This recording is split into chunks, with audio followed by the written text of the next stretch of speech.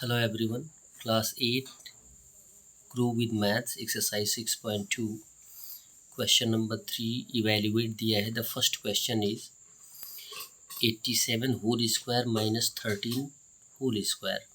इस तरीके के क्वेश्चन को हम एक आइडेंटिटी यूज़ करते हैं. A square minus B square is equal to in bracket A minus B in another bracket A plus B. Clear है. अब ब्रेक करेंगे तो 87 और 13 को एक ब्रैकेट में माइनस से लिख देंगे और दूसरे ब्रैकेट में प्लस से एक्सप्रेस कर देंगे. तो 87 का स्क्वायर दिया ही गया है, इसको हम ए मान लेंगे और 13 को क्या मान लेंगे, बी मान लेंगे. क्लियर है. लिखेंगे 87 माइनस 13 और दूसरे ब्रैकेट में लिखेंगे 87 प्लस 13.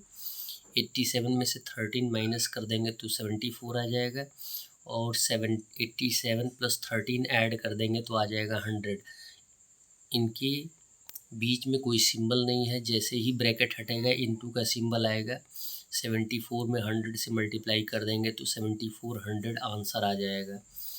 सेकंड क्वेश्चन दिया गया है 1.5 whole to the power 4 minus 0.5 whole to the power 4. इनको पहले स्क्वायर के रूप में स्प्लिट करेंगे. स्क्वायर के रूप में स्प्लिट करेंगे तो हमारे पास 1.5 स्क्वायर होल स्क्वायर आ जाएगा. क्लियर है. यानी यहाँ पे 4 दिया गया है. आप जानते हैं 2 + 2 कितना होता है, 4 होता है. यदि बेस इक्वल होता है तो हम पावर को ऐड कर देते हैं, लेकिन यहाँ पे क्या फाइंड आउट करना है, स्क्वायर फाइंड आउट करना है. अब क्या करेंगे, यहाँ पे हमारे पास ए का वैल्यू भी मिल गया और बी का वैल्यू भी मिल गया. तो आइडेंटिटी आपको बताया गया है A square minus B square equal होता है ए माइनस बी और ए प्लस बी. तो दोनों टर्म को ए माइनस बी के रूप में और ए प्लस बी के रूप में लिख देंगे. तो 1.5 स्क्वायर माइनस 0.5 स्क्वायर और फिर दिया गया है दूसरे ब्रैकेट में 1.5 स्क्वायर प्लस 0.5 स्क्वायर. क्लियर है. पॉजिटिव टर्म को तो हम सेम रहने देंगे, लेकिन यहाँ पे निगेटिव टर्म जो है जिसको हम ए और बी के रूप में एक्सप्रेस करते हैं, ए माइनस बी के होल स्क्वायर के रूप में एक्सप्रेस कर सकते हैं.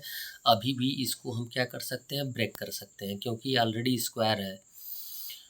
तो 1.5 स्क्वायर को रख देंगे 1.5 होल स्क्वायर माइनस 0.5 स्क्वायर को रख देंगे 0.5 स्क्वायर.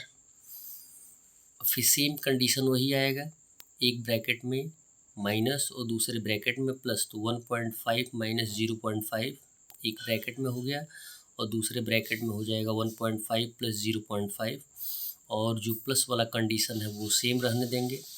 अब सॉल्व कर देंगे. 1.5 में से 0.5 माइनस कर देंगे तो 1.0 आ जाएगा.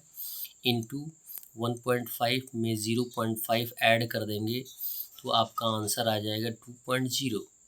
ये दोनों ब्रैकेट सॉल्व हो गए. 1.0 इंटू 2.0. क्लियर है. अब हमें स्क्वायर को सॉल्व करना है. 1.5 में 1.5 से मल्टीप्लाई कर देंगे तो आंसर आ जाएगा 2.25. क्लियर. और फिर 0.5 में 0.5 से मल्टीप्लाई कर देंगे. 2 टाइम्स है, यहाँ स्क्वायर दिया गया है तो 2 टाइम्स हम मल्टीप्लाई करेंगे तो आंसर आ जाएगा 0.25. क्लियर है. अब देखिए, यदि डेसिमल के बाद 0 होता है तो उस 0 का कोई वैल्यू नहीं होता है, यानी 1 आ जाएगा यहाँ पे. इंटू 2 के बाद भी डेसिमल है और डेसिमल के बाद 0 है तो कोई वैल्यू नहीं, यानी 2 आ जाएगा. इंटू जब भी ये सॉल्व हो गया तो ब्रैकेट के बीच में इंटू का सिंबल आएगा. 2.25 प्लस 0.25 को ऐड कर देंगे तो आ जाएगा 2.50. ऐड करने तो एक बार ऐड करके देख लीजिए कैसे ऐड किया जाता है. जैसे 2.25 है तो डेसिमल को ठीक डेसिमल के नीचे रखते हैं तो 0 पहले आएगा, फिर उसके बाद 25 आएगा. अब यहाँ पे ऐड कर देंगे तो 0 और ये हो जाएगा 2.50 आ जाएगा. 1 इंटू 2 कितना हो जाएगा, 2 इंटू 2.50 मल्टीप्लाई कर देंगे तो आंसर आ जाएगा 5. That's all. वीडियो को लाइक करें और चैनल को सब्सक्राइब करें. धन्यवाद.